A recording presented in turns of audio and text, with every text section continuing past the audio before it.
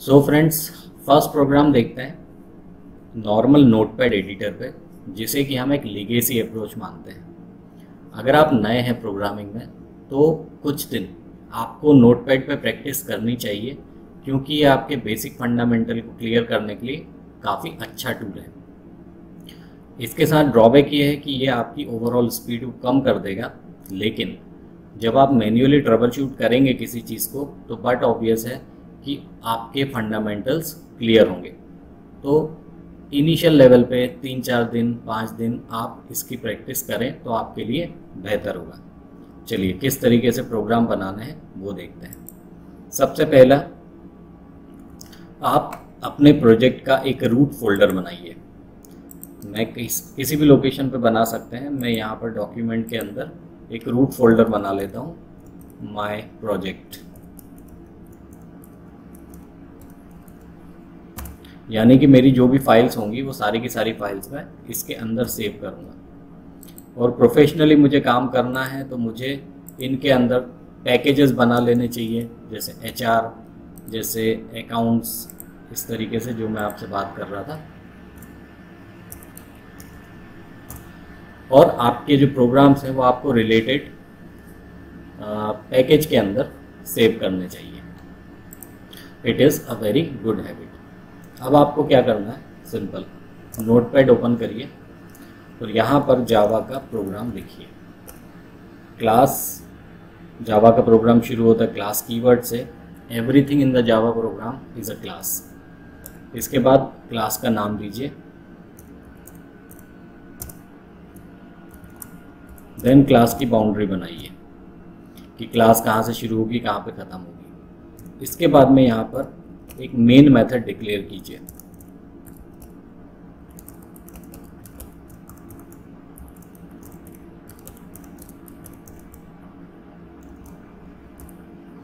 और इसकी boundary define कर दीजिए।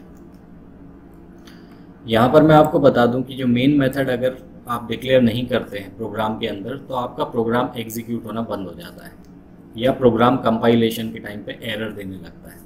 इसलिए क्योंकि ये जो मेन मेथड होती है इसे प्रोग्राम का एग्जीक्यूशन पॉइंट माना जाता है।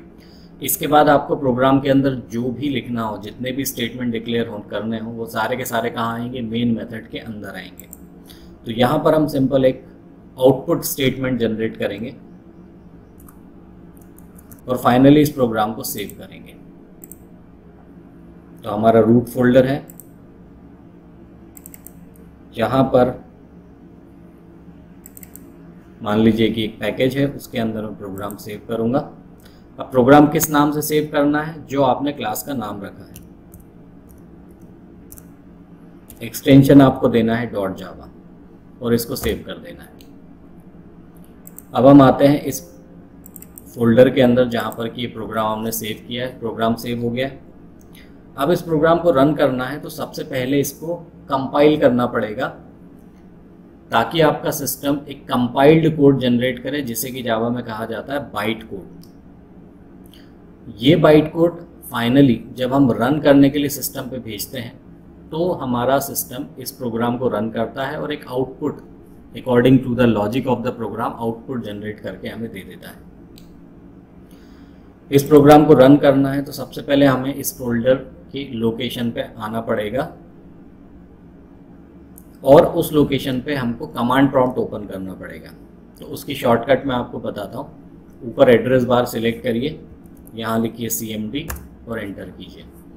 तो ये कमांड प्रॉम्प्ट की विंडो उसी लोकेशन पे डायरेक्टली ओपन हो जाएगी। इस प्रोग्राम को सबसे पहले क्या करना है, हमको कंपाइल करना है।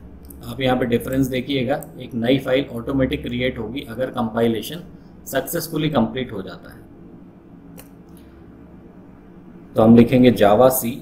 हम एक यहाँ पर एरर कर देते हैं प्रोग्राम के अंदर, सिंटेक्स की एरर कर देते हैं ताकि हमें कुछ डिफरेंस पता चले। तो हम लिखेंगे जावा C और उसके बाद में आपका जो जावा की फाइल है उसका नाम विद .java एक्सटेंशन। तो यहाँ पर देखिए एक एरर देना शुरू कर देगा कि कहीं पे सिंटेक्स की एरर है। अब एग्जैक्टली हमने एरर करी है सिस्टम के अंदर, पॉइंटर कहीं और दिखा रहा है। अब आपको मैन्युअल ट्रबल शूट करना पड़ेगा कि कहाँ पर एरर आई है। सीखने के पॉइंट ऑफ व्यू से अच्छा है, लेकिन इसमें थोड़ा वेस्टेज ऑफ टाइम है। पर चलिए ठीक है, पहला प्रोग्राम है, एरर खुद रिमूव करते हैं और प्रोग्राम को सेव करते हैं। सेव करने के बाद में दोबारा से इसी कमांड को चलाते हैं जावा सी, और आपकी जावा फाइल का नाम विद .java एक्सटेंशन एंटर करते हैं। तो देखिए यहाँ पर प्रोग्राम जब सक्सेसफुली कंपाइल हो जाता है तो आपका कंपाइलर क्या करता है, एक और नई फाइल क्रिएट करके आपको देता है जिसका एक्सटेंशन होता है .class।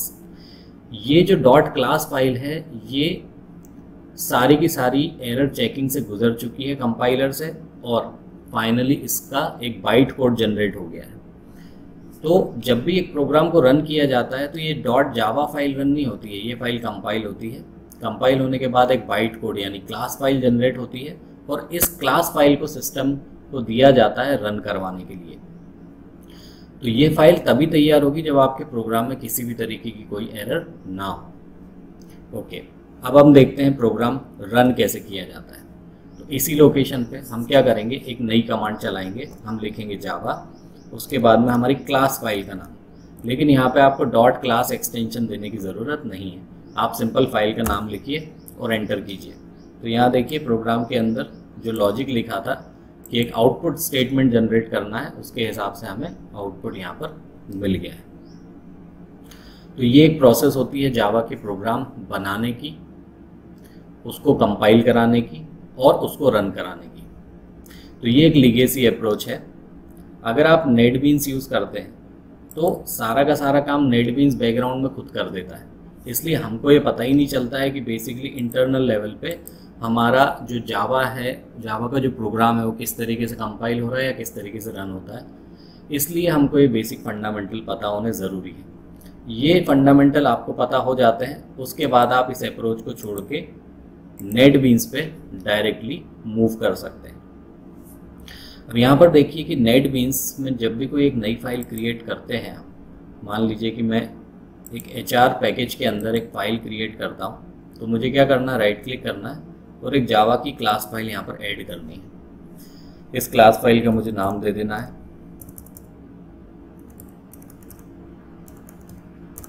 First programme. इसके बाद में मुझे इसको फिनिश करना है।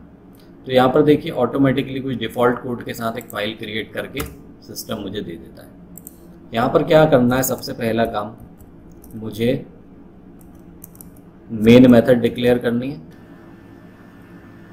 ये देखिए अब इस कंपाइलर, ये जो फ्रंट एंड टूल है, जो आईडी हम यूज़ कर रहे हैं, इसका फ़ायदा क्या है कि जहाँ पर भी आपने एरर करी तुरंत रेड लाइन से शो कर देगा कि प्रोग्राम में एरर है। इस प्रोग्राम को रन करना होगा तो राइट क्लिक करके आप जब ऑप्शन सिलेक्ट करेंगे रन फाइल, तो ये रन के टाइम पे एरर दे देगा कि इसमें मेन मेथड मिसिंग है या सिंटेक्स की एरर है। चलिए सिंटेक्स की एरर जहाँ पर है वो हमको मिल रही है, हमने स्पेलिंग मिस्टेक करी है। जैसे ही स्पेलिंग मिस्टेक ठीक हो जाएगी, सिंटेक्स एरर दूर हो जाएगी, ऑटोमेटिकली एरर भी चली जाएगी। शॉर्टकट के लिए आप क्या कर सकते हैं, अगर आपको कमांड जल्दी कंप्लीट करनी है तो आप क्या करिए, कंट्रोल और स्पेस बार दबाइए, तो उससे रिलेटेड जो भी सिंटेक्स या स्टेटमेंट होंगे सिस्टम ऑटोमेटिकली उसको दिखाना शुरू कर देगा।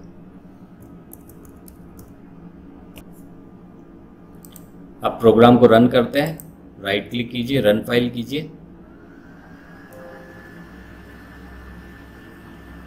तो यहाँ पर देखिए आपको आउटपुट जनरेट होके मिल जाएगा।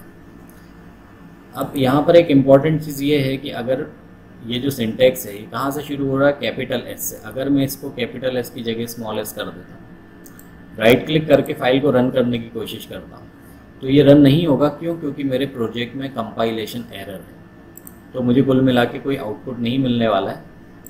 मेरा जो नेटबीन्स है वो मुझे एक एरर मैसेज जनरेट कर देगा जिसको कि मुझे ट्रबल शूट करना है। तो ये ध्यान रखिए जावा में कि जावा जो है वो केस सेंसिटिव लैंग्वेज है, इसलिए अगर कोई कमांड या सिंटेक्स कैपिटल से शुरू होना है तो आपको ध्यान रखना है कि उसको कैपिटल से ही लिखना है, उसकी जगह आप स्मॉल नहीं लिख सकते। एरर दूर कीजिए, फाइल रन कीजिए, नॉर्मल आपको आउटपुट जो है मिलना शुरू हो जाएगा।